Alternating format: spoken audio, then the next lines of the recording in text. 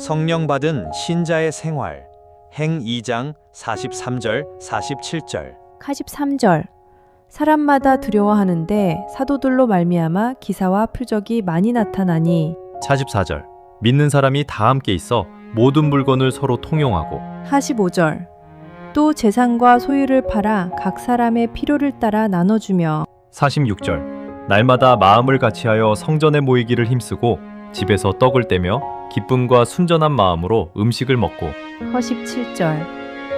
하나님을 찬미하며 또 온 백성에게 칭송을 받으니 주께서 구원받는 사람을 날마다 더하게 하시니라. 아멘. 할렐루야. 성도님 만나서 반갑습니다.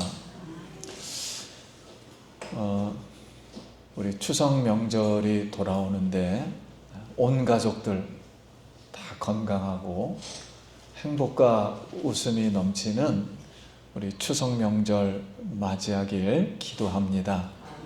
우리 옆 사람하고 한번 인사합시다. 추석 명절 잘 보내시기 바랍니다.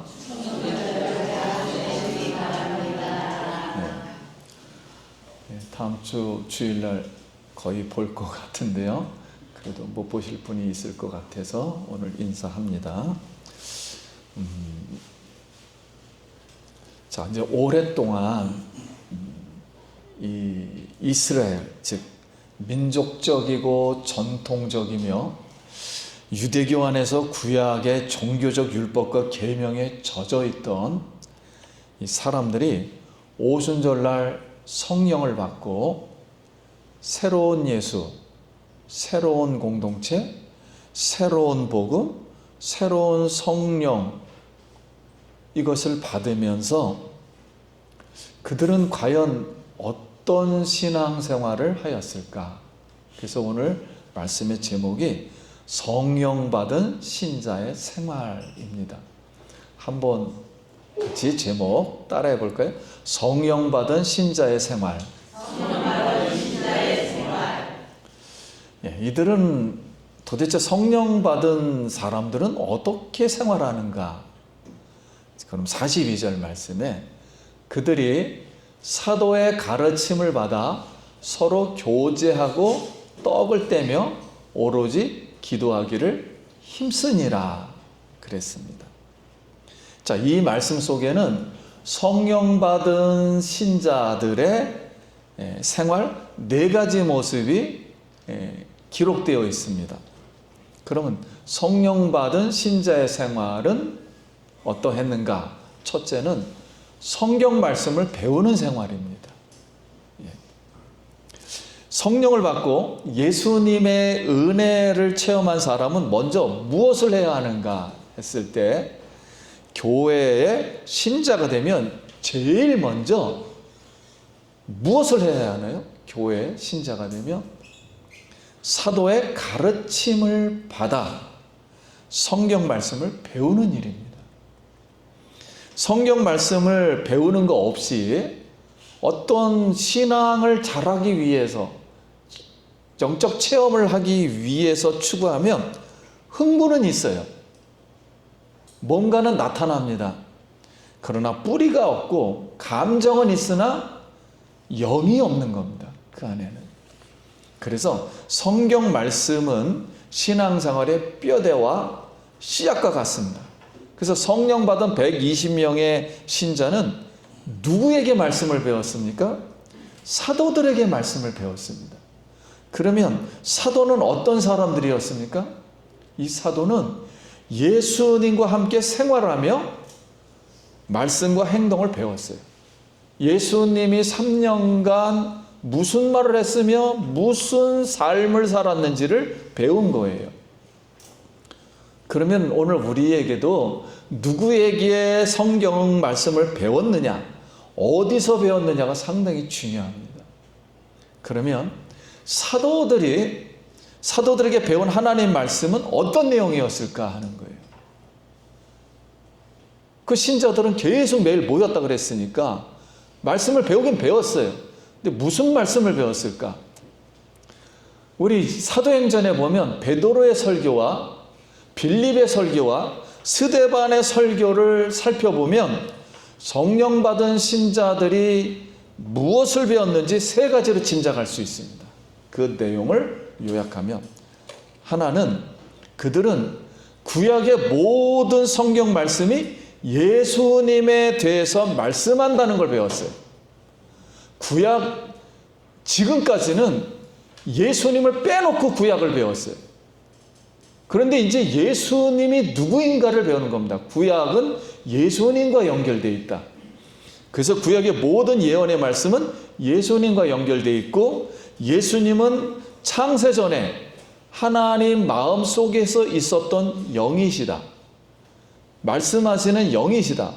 그 말씀이 육신이 되어 성육신하신 분입니다. 그리고 구약에 있는 모든 성경 말씀을 이제 성령을 받았기 때문에 성령과 연결해서 배웠습니다. 그러니까 구약에 있는 모든 말씀을 다 성령으로 해석했다는 거예요. 그럼 성령은 예수님 말씀 속에, 예수님 속에서 말씀하시고 행동하셨던 예수님의 영이었습니다.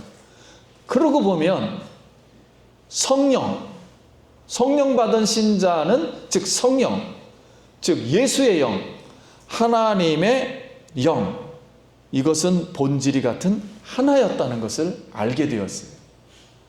예전에는 하나님 한 분만 영이었다 이렇게 생각을 한 거예요.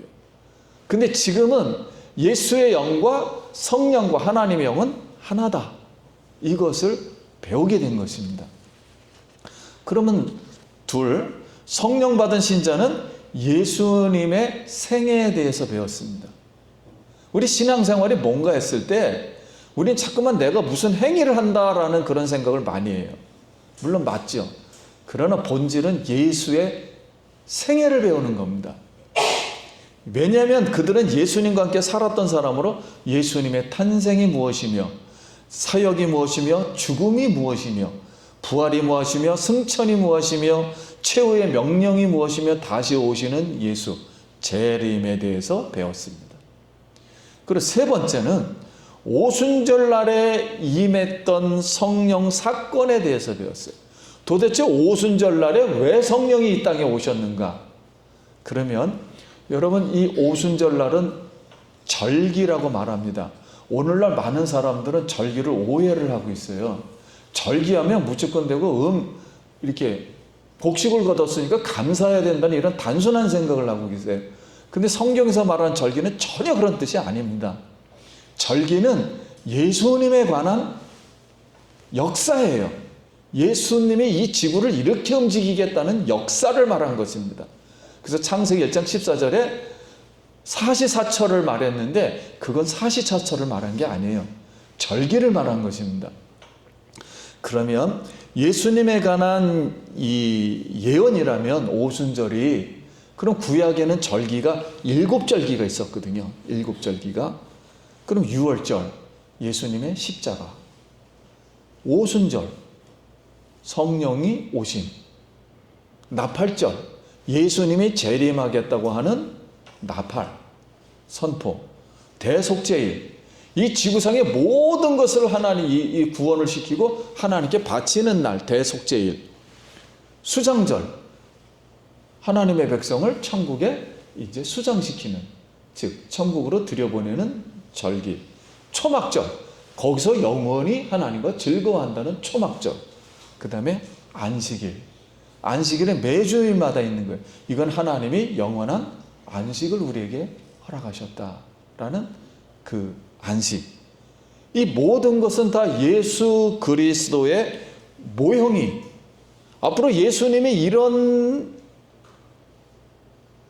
구원을 성취할 것이라는 그 모형을 실제로 성취한 게 성령이라는 거예요. 그 성령을 배운 겁니다. 그럼 오늘 사랑하는 성도님, 성령은 말씀과 함께 역사합니다. 말씀이 성령과 함께 역사하면 말씀이 꿀보다도 더 달아서 순금보다 더 사모하게 됩니다.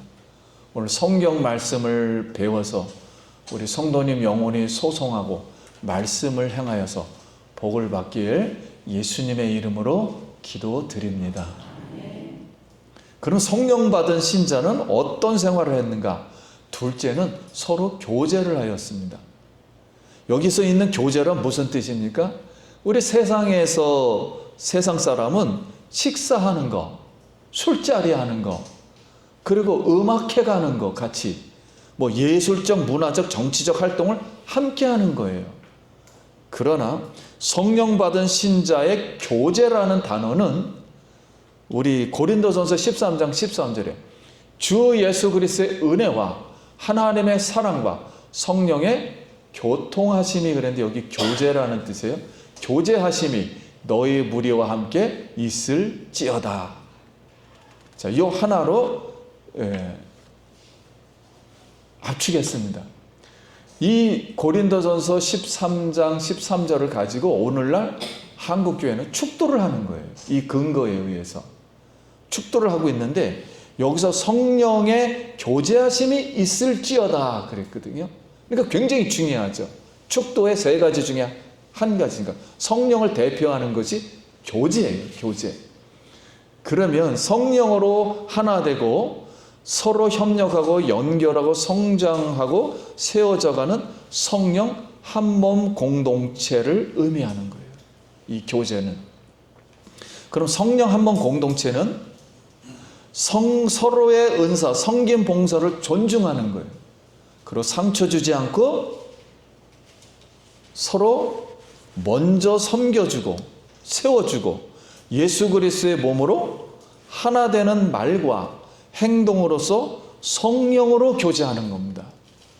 기쁨과 생명 충만하시길 간절히 바랍니다. 이게 성령의 교제예요. 그럼 성령 받은 신자의 생활은 어떠했는가? 셋째는 서로 떡을 떼었습니다. 여기에 떡을 떼는 일이란 같이 식사를 하는 거죠. 같이 식사를 하는데 여기서 떡은 빵을 말하는 거예요. 그 당시에. 오늘날 밥이죠. 예수님이 십자가를 지시기 전날 밤에 성찬을 행했습니다. 이 떡은 내 몸이고 내 몸을 찢는 것이다. 십자가에서 죽으심이다. 이 피는 내가 십자가에서 흘리는 피다. 너희와 새 언약을 맺는다. 성령이 오시면 이걸 계속 마셔야 할 것이다. 이렇게 약속을 하셨습니다. 이걸 기념하는 거예요. 그래서 우리가 고린도전서 12장 33절에 성찬에 관한 이야기를 하면서 이 말씀이 나온 거예요. 그런즉 내 형제들아 먹으러 모일 때는 서로 기다리라. 만일 누구든지 시장하거든 집에서 먹을지니 이는 너의 모임이 판단받는 모임이 되지 않게 하려 함이라. 그 밖의 일들은 내가 언제든지 갈 때 바로 잡으리라 그랬어요. 이게 무슨 뜻이냐면 신자가 먹으러 모일 때는 서로 기다리며 혼자 독식하거나 배불리지 말고 남에게 나누어 주는 아름다운 교제를 하라는 것입니다. 그러면 이 식탁 교제를 그 당시에는 예수님의 성찬이 있잖아요. 밥 먹을 때 성찬을 같이 했어요. 우리는 이제 종교적으로 거룩한 주일날 포도주와 떡을 먹지만 그때는 식사 자리에서 같이 한 겁니다. 자, 왜 같이 했냐면 이 식탁 교제를 성찬, 예수님의 언약 안에 있는 연장선으로 본 거예요. 그 안에 있는 언약을 행하는 것이다 라고 본 것입니다. 그래서 정말로 누가 배가 고프면 집에 가서 먹으라는 거예요. 배가 정말 고프면. 이 뜻은 뭐냐면 성령 받은 교회는 먹기 위해서 교제하는 게 아니라는 거예요. 성령을 받았으니까 먹는 게 주 목적이 아니에요. 성령을 받았으니까 뭘 나눠야 돼요? 성령을 나누는 거예요. 그래서 먹기 위해서 교제하는 것이라 예수님이 약속한 성찬 언약 안에서 서로 섬기며 나누는 것으로 십자가와 부활의 삶을 실천하라는 거예요. 그래서 그리스도 예수의 한 몸 성령 공동체를 세워야 한다는 것입니다. 그럼 우리도 우리 뒷방에서 매일 점심을 먹고 있어요. 그러나 이 먹는 것도 중요하지만 이 먹는 것 속에는 교회의 의미는 세상의 술자리하고는 다른 거예요. 밥 먹는 거하고는. 성령이 역사하는 음식, 성령이 역사하는 인격, 성령이 익사하는 말과 행동을 통해서 그리스도의 교제가 아름답게 이루어지길 간절히 바랍니다. 이때 위로해주고 이때 세워주는 거예요. 그게 없으면 점심 먹는 거가 아닙니다. 교회에서. 이걸 통해서 그리스도와 하나 된 하나님의 자녀들이다라는 것을 느끼는 것입니다. 그럼 세 번째, 성령 받은 신자는 어떤 생활을 했는가? 네 번째, 기도에 전념했습니다. 그랬어요. 그러면 46절에 보면 날마다 마음을 같이하여 성전에 모이기를. 자, 맨 처음에는 다락방 가정에서 했다가 이제 성전으로 옮겨져요. 성전에 모였다는 건 기도했다는 소리입니다. 집에서 떡을 떼며 기쁨과 순전한 마음으로 음식을 먹고 그랬어요.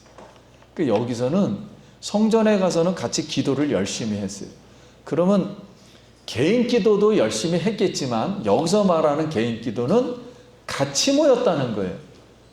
그러니까 서로 기도했다는 의미입니다. 모여서 기도했다는 거예요. 그러니까 단체 기도를 했다는 거예요. 기도는 우리가 엄마 뱃속에서 탯줄로 연계될 어린 아이와 같은 생명줄입니다. 그래서 모여서 찬양하고 성찬하며 떡을 떼며 말씀 보며 기도했다는 거예요. 그렇게 신자 생활이 뭐 복잡한 게 아니죠. 이런 그냥 간단한 생활 속에서 성령이 이렇게 우리가 하나 되게 하셨다는 거예요. 그럼 이러한 아름다운 모습을 보여주었을 때 이웃 사람들이 어떤 반응을 하였는가 하는 거예요. 근데 43절에 사람마다 두려워하는데 사도들로 말미암아 기사와 표적이 많이 나타나니 그랬어요. 여기 사람들이 두려워했다는 것은 단순 무서움이 아닙니다. 저 사람들은 매일 기도하고 맛있게 먹고 즐겁고 웃고 서로 세워주고 그러는데 제자들이 하나님 말씀을 전하면 기적이 일어나는 거예요. 그러니까 굉장히 재미있는 것 같은데 갑자기 경건이 거기서 보이는 거예요. 능력이 보이는 거예요. 즉 성령의 능력이 자연스럽게 나오는 거죠. 그래서 두려운 경건이었습니다. 그런데 여호수아 5장 1절에 보면은 요단 서쪽의 아모리 사람과 모든 왕들 해변의 가나안 사람 모든 왕들이 여호와께 요단물을 이스라엘 자손들 앞에 말리시고 우리를 건너게 하셨음을 듣고 마음이 녹았고 이스라엘 자손들 때문에 정신을 잃었더라. 그러니까 하나님의 능력이 나타나면 세상 사람들이 이렇게 정신을 잃을 정도로 마음에 요동이 칩니다. 그러니까 우리가 세상에 수많은 TV를 맨날 봐요. 뭐 이런 일 저런 일. 근데 끄떡하네요. 아무런 감동을 받지 않아요. 사람 뭐 몇천 명 죽어도 그런가 보다. 그런데 왜 그럴까? 그거는 세상 소리이기 때문에 그래요. 그러나 성령이 역사하는 곳에는 하나님의 역사가 실제 전달되기 때문에 사람이 두려워지는 거예요. 경건해지는 겁니다. 그래서 우리가 평상시 이렇게 생활하는 것 같지만 믿는 사람들을 통해서도 믿지 않는 사람은 약간 두려워합니다. 예수 믿는 것을 두려워해요. 저 사람들은 저 속에 뭐가 있는데 저렇게 왜 즐거워하고 자신감이 있어 하지? 그리고 왜 기도들을 하지? 이게 은근슬쩍 부러워합니다. 여러분 우리 속에 있는 성령을 통해서 기뻐하기 바랍니다. 이게 우리의 힘이에요. 성령 받은 초대교회 공동체는 우리처럼 아름다운 건물도 없었고 조직도 없었고 교파도 없었어요. 그들이 가지고 있던 건 오직 성령의 역사였습니다. 그리고 능력이었습니다. 왜 로마가 이상한 이 다락방에서 시작된 120명 문도에 의해서 왜 흔들렸는가? 로마 전체가. 세계를 지배하는 로마가 왜 이 성령 받은 신자들에 의해서 왜 흔들렸는가? 이들을 왜 경계하고 이들을 이상한 사람으로 봤는가 하는 거예요. 그래서 오늘날 우리가 이 하나님의 성령을 받으면 성령은 의로우신 분이라고 그랬거든요. 그래서 여러분 이 세상에서 의라고 쓰는 단체가 없어요. 사회에서도. 근데 성경에 보면 가장 중요하게 생각하는 사람을 의로운 사람이라고 봐요. 구약에서 가장 많이 사용하는 단어가 의예요. 그리고 사랑이라는 단어예요. 신약도. 근데 세상에서 이 사람 좋은 사람인가 나쁜 사람인가를 면접하기 위해서 의로운 사람을 찾습니다라는 것은 세상에 보지도 못했고 세상에서 의라고 쓴 적은 한 번도 없어요. 근데 우리는 매일 쓰거든요. 교회에서. 그러니까 세상과 이렇게 괴리가 돼 있어요. 하나님은 의로운 사람을 찾지만 세상에서는 의를 단 한 번도 쓰지를 않는다. 그러나 그들은 의를 느끼고 있다는 거예요. 하나님의 거룩하심을. 그래서 하나님이 세상으로부터 우리가 세상 사람들에게 영향력을 미치도록 그렇게 하였습니다. 그래서 바로 이 성령 받은 신자는, 공동체는 세상과 다른 공동체예요. 완전히 다릅니다. 무기도 없고 돈도 없고 권력도 없어요. 우리도 마찬가지입니다. 우리에게는 하나님의 계심을 믿습니다. 우리 속에는 예수의 영, 하나님의 영, 성령이 계세요. 똑같은 사람이지만 우리에게는 하나님이 함께 하신다. 성령 받은 공동체는 그래서 이기적인 공동체가 절대 아닙니다. 교회에서는 절대 이기적이 될 수가 없어요. 성령님이 역사하는 곳에는 내가 희생을 해도 희생을 했지 이기적이지는 않습니다. 그러므로 성령을 중심으로 하는 성령 받은 사람은 자기 헌신적이며 희생적인 사람입니다.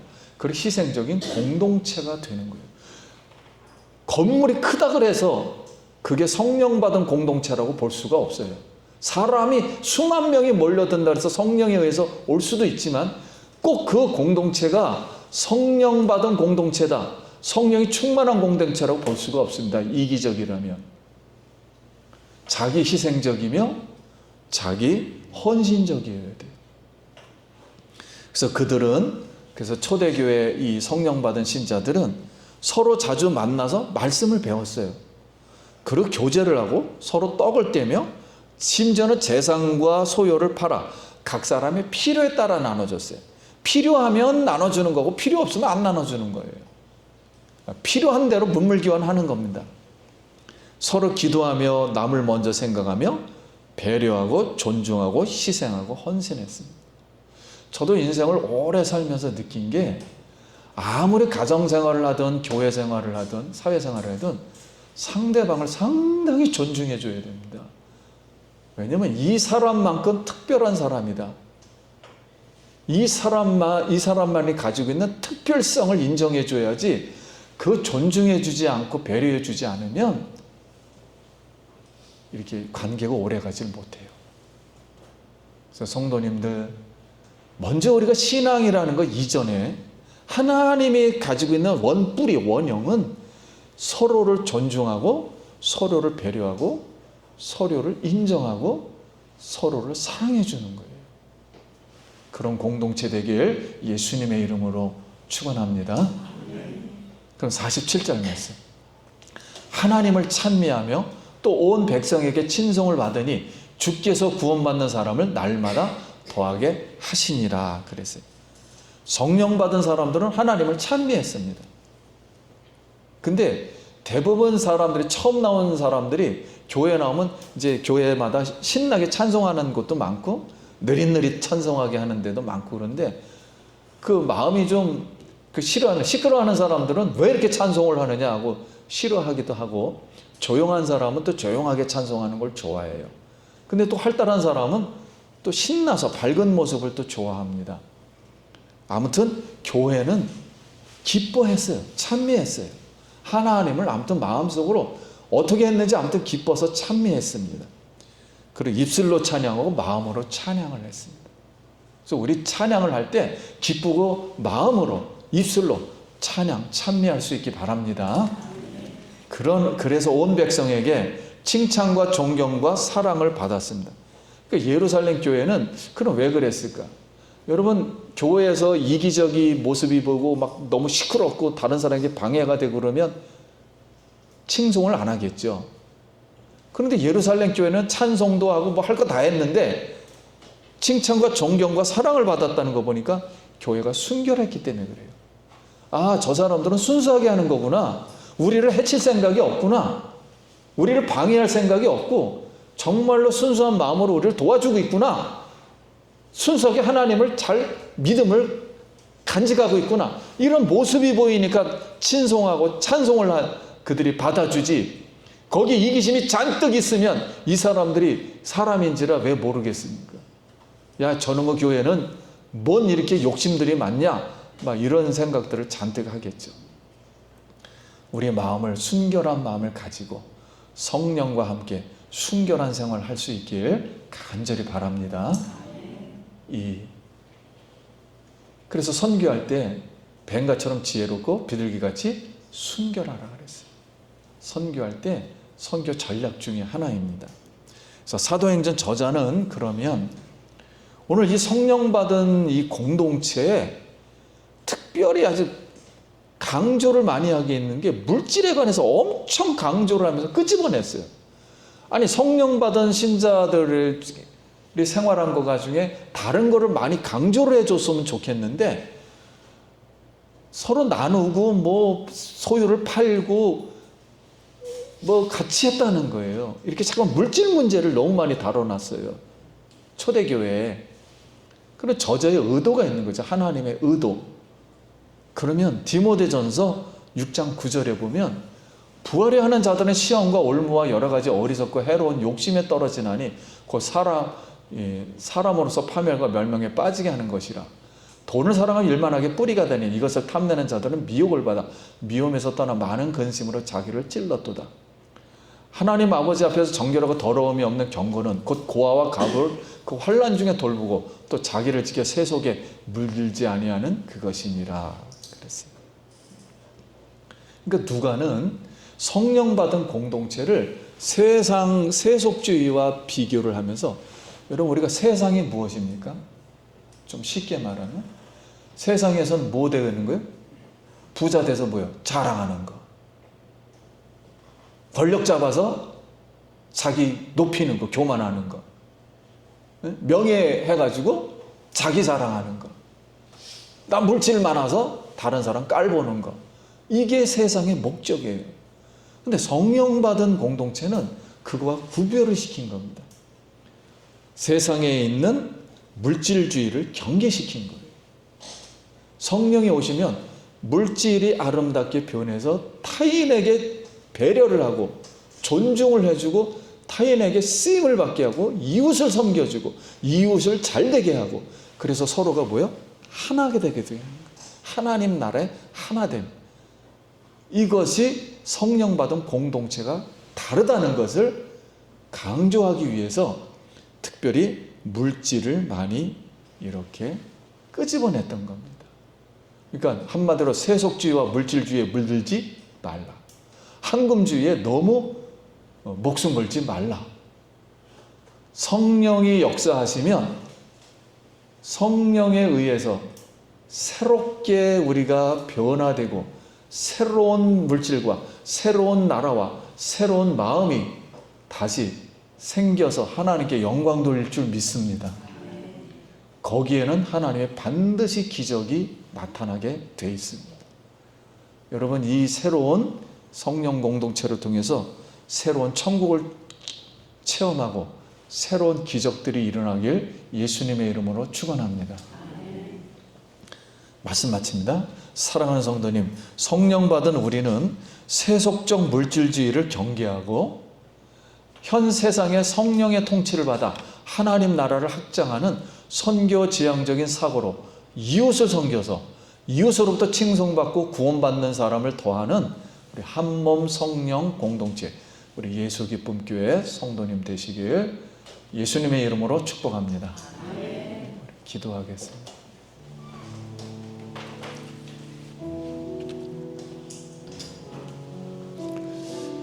우리 지금까지 지내온 것 감사드리고